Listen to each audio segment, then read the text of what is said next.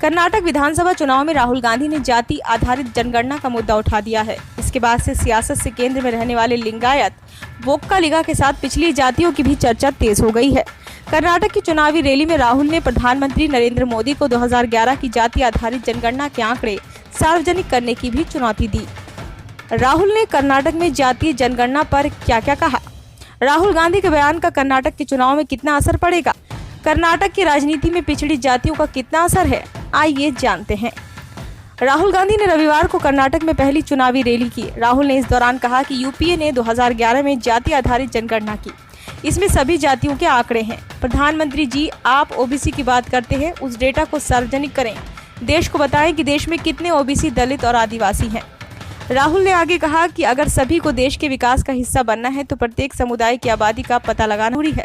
कृपया जातिगत जनगणना के आंकड़े जारी करें ताकि देश को पता चले कि ओबीसी, दलितों और आदिवासियों की जनसंख्या कितनी है। यदि आप ऐसा नहीं करते हैं तो ये ओबीसी का अपमान है। आरक्षण पर से 50% तक की सीमा को हटा दें।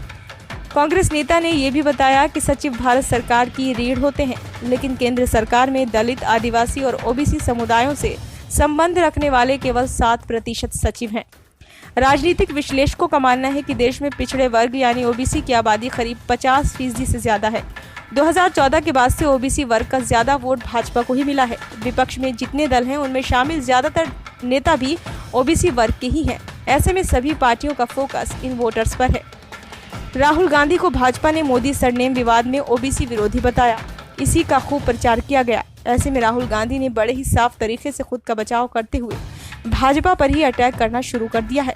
राहुल को उम्मीद है कि इससे उनकी पार्टी को न सिर्फ कर्नाटक चुनाव में फायदा हो सकता है बल्कि लोकसभा चुनाव में भी बढ़त मिल सकती है।